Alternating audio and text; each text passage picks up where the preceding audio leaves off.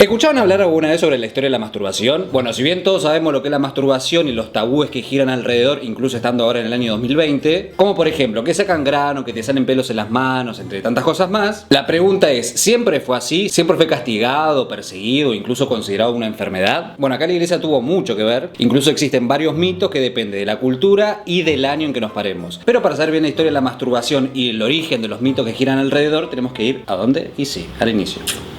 Un sorbito como para arrancar. ¿Y vamos?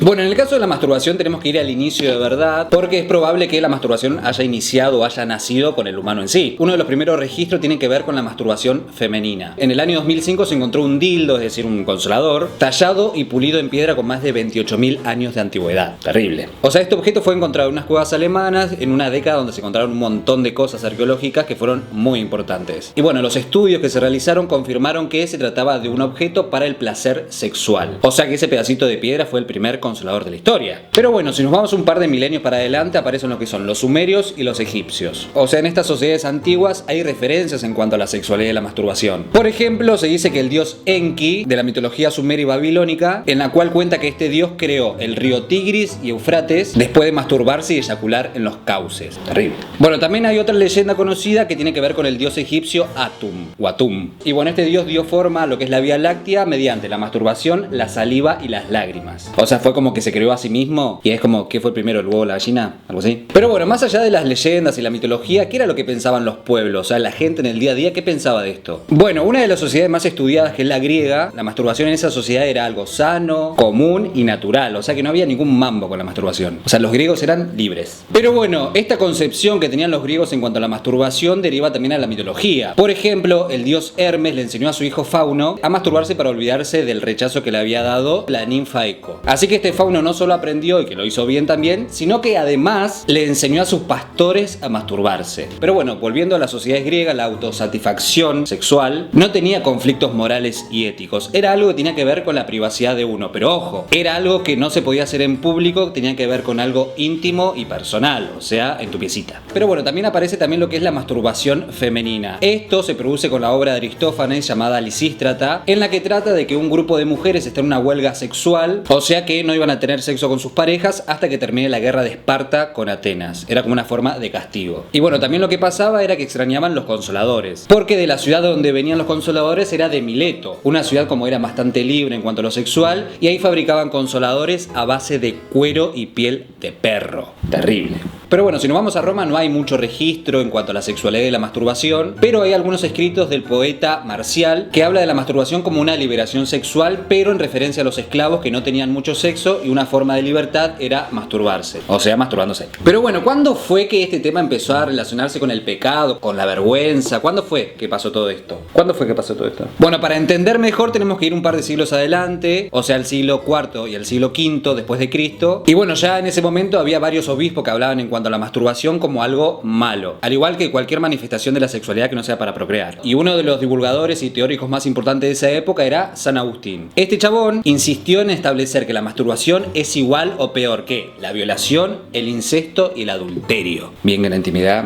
O sea, lo consideraba como antinatural por ser anticonceptivo. Es decir, que no buscaba la concepción, solamente el placer. Y bueno, placer y iglesia se llevan, no se llevan. O sea que este chabón fue el culpable que durante siglos y siglos esta práctica de autoplacer sexual sea condenada. Qué pesado. Pero bueno, no era el único. De acá se vienen cosas peores. Por ejemplo, en el siglo XV, otro teólogo llamado Juan Gerson elaboró manuales para que los sacerdotes forzaran a los chabones a confesar sus faltas, o sea, sus pecados. Y bueno, entre esas prácticas que tenían que confesar, por ejemplo, era el tema de la masturbación. Les preguntaban si entre los 10 y los 12 años habían tenido una erección por más de 10 segundos, si se habían tocado o se habían eyaculado. Eso sigue pasando hasta el día de hoy, creo. O sea, les preguntan, ¿te tocas? ¿Te tocas?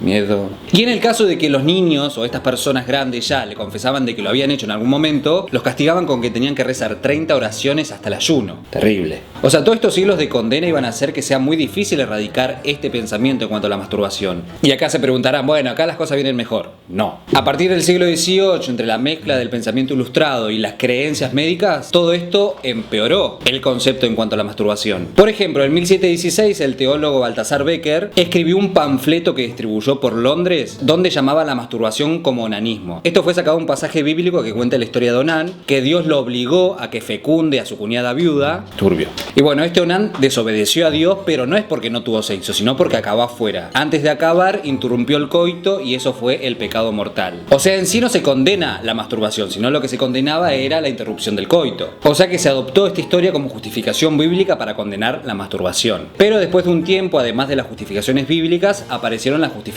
médicas. Por ejemplo, el médico francés Tissot, religioso también, fue el primer médico en publicar un trabajo completo con supuestas bases científicas sobre los efectos negativos de la masturbación. Supuestamente este médico realizó un trabajo con jóvenes que se masturbaron, rarísimo, y observó que los efectos de perder semen en gran cantidad provocaba disminución de la fuerza, de la memoria y de la razón, sangre en la orina, alteración del apetito, dolores de cabeza y más. Qué pesado. O sea que la masturbación fue arrastrada con toda esa concepción médica combinada con la religiosa. Terrible. Y durante la época victoriana, es decir, casi todo el siglo XIX, estas ideas se mantuvieron y hasta se endurecieron. Ya que fue una época bastante conservadora, llegaron a crear aparatos de castidad, incluso también dispositivos para evitar erecciones nocturnas.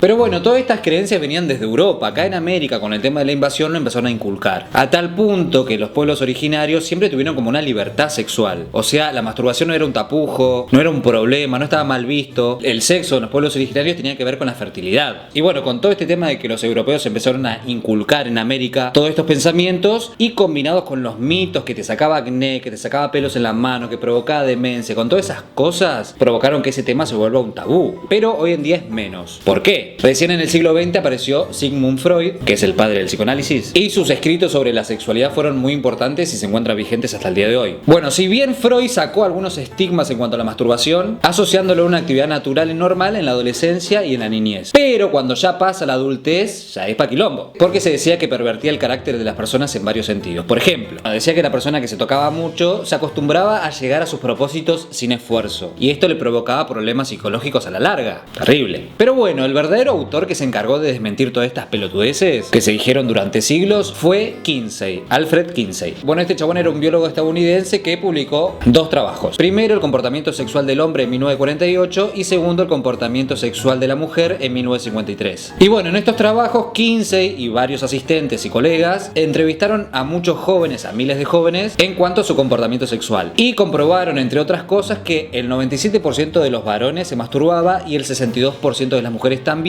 incluso llegando al orgasmo. O sea, imaginen el quilombo que generó esto. O sea que tiró abajo un montón de creencias religiosas falsas. Por ejemplo, que la mujer necesitaba sí o sí del hombre para tener placer sexual. Entonces, cuando este chabón tiró a la mierda todas esas creencias, debilitaba de cierta manera el significado de la iglesia, lo que era el matrimonio, que era para ese fin, para procrear y no tener placer.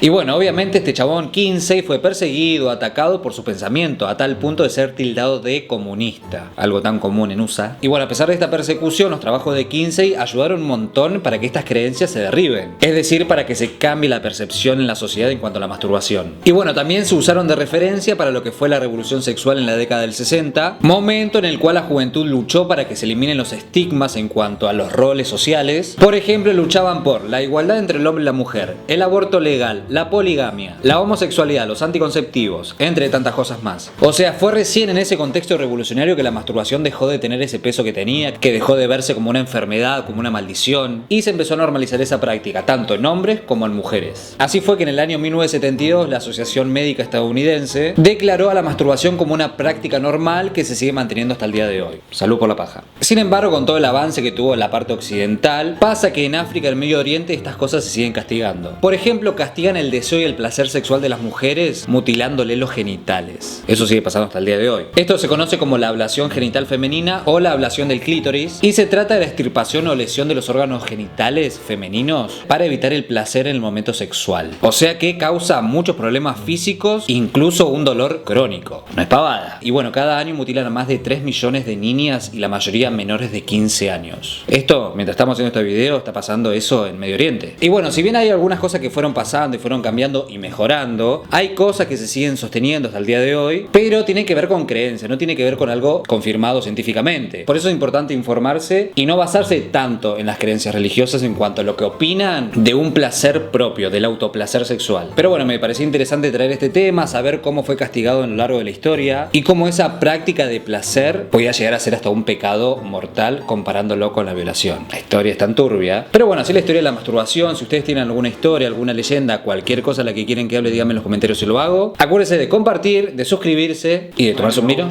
Así que nada, espero que les haya gustado. Nos vemos en el próximo video.